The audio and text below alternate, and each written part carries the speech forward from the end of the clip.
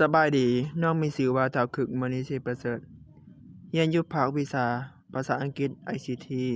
สายภาษาอังกฤษระบบ 12+4 ห้อง 2B วิชาศึกษาศาสตร์สอนโดยอาจารย์บุญเรียนเทพพรไสยบทที่ 10 โรแมง1 บทบาทหน้าที่และเงื่อนไขของครูประจำห้องข้อ 1 บทบาทเวียกงานของครูประจำห้องมีบทบาทสำคัญในโรงเรียนและในสังคมเป็นส่วนหนึ่งของการบริหารโรงเรียนผลสำเร็จในการบริหารในขั้นโรงเรียนจะเกิดผลอย่างมีประสิทธิภาพนั้นมาเกิดจากมากผลการบริหารโรงเรียนของครูประจำห้องนั่นเองข้อ 2 หน้าที่เวียกงานครูประจำห้องแม่นหน้าที่ของครูหมดทุกคนแต่ผู้ที่จะเฮ็ดเวียกงานครูประจำห้องต้องได้รับการพิจารณาและแต่งตั้งจากผู้อำนวยการโรงเรียนจากสถานการณ์ศึกษายั่งยืนถึงความสามารถด้านการจัดตั้งคุ้มครองและนำพานักเรียนของผู้เป็นครูข้อ 3 เงื่อนไขของครูประจำห้องข้อ 1 น้อยครูประจำห้องต้องเป็นผู้มีคุณสมบัติดีซื่อสัตย์จริงใจข้อ 2 น้อยครูประจำห้องต้องเป็นผู้มีอารมณ์ดียิ้มแย้มแจ่มใสข้อ 3 น้อยครูประจำห้องต้องแม่นสมาชิกขององค์การจัดตั้งมหาชนอย่างต่อ152องค์การจัดตั้งข้อ 4 น้อยครูประจำห้องต้องเป็นผู้ที่มีสุขภาพกายและสุขภาพจิตใจที่ดีข้อ 5 น้อยครูประจำห้องต้องเป็นผู้ที่เก่งเรียนเก่งคิดเก่งเวียกและเก่งเข้าคนโรแมง2เนื้อในละเอียดของครูประจำห้อง 1. ครูประจำห้องกับครูสอนวิชาอื่นๆที่สอนในห้องของตนข้อ 2. ครูประจำห้องกับองค์การจัดตั้งมหาชนการศึกษานักเรียนให้กลายเป็นพลเมืองดีของสังคมแม่นจุดประสงค์พื้นฐานของการศึกษาภาคการสร้างให้นักเรียนเป็นสมาชิกขององค์การจัดตั้งมหาชนเช่นองค์การจัดตั้งเยาวชนสมาชิกสานุมประชาชนปฏิบัติลาวสมาชิกสหพันธ์แม่หญิงลาวและอื่นๆข้อ 3 ครูประจำห้องกับครอบครัวและสังคมแม่นความจำเป็นที่ขาดบ่ได้ในการศึกษานักเรียนเพราะว่าพ่อแม่สภาพแวดล้อมทำอิฐของนักเรียนแม่นผู้ที่สามารถเข้าใจจุดพิเศษนิสัยใจคอของนักเรียน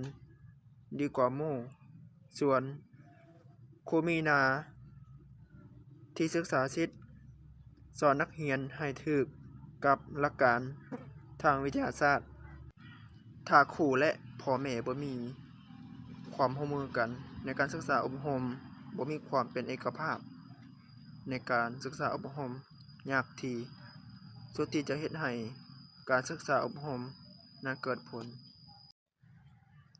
ข้อ 1 วิธีการปฏิบัติขีดหน้า1ซอกค้นขวาสืบรู้ประวัติและจุดพิเศษรอบด้านของนักเรียนในห้องขีดหน้า2กำเนิดประวัติของนักเรียนทั้งหมดในห้องขีดหน้า3ซอกรู้จุดพิเศษและเงื่อนไขการดำรงชีวิตการเรียนทุกด้านของนักเรียนขีดหน้า4ครูประจำห้องต้องมีการบันทึกจดจำและซอกรู้สิ่งที่ได้มาเพื่อวางแผนแก้ไข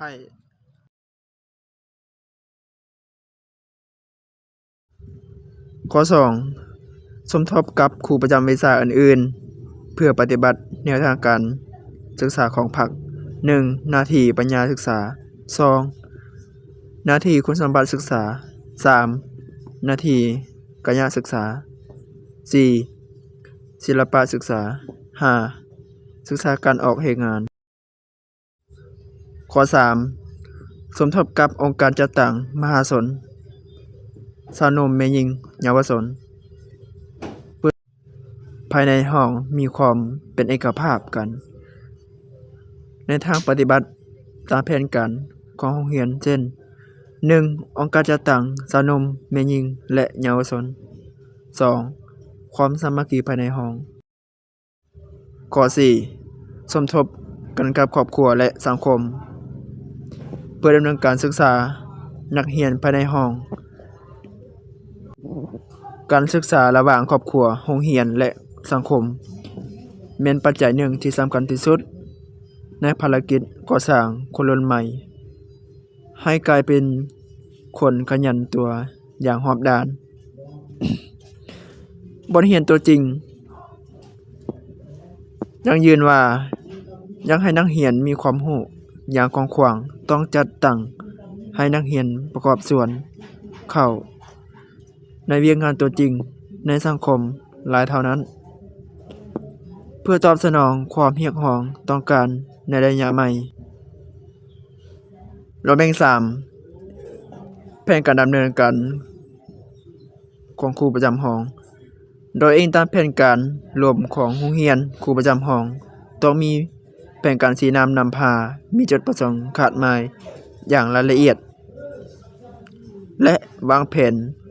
เป็นภาคเรียน แผนการเดือน แผนการประจำอาทิตย์รายละเอียดปฏิบัติดังนี้ 1. ต้องยกให้เห็นสภาพจุดพิเศษของห้อง 2. ต้องยกปัญหาต้นต่อ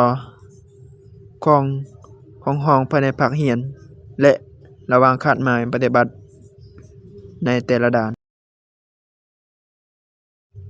ขอขอบใจ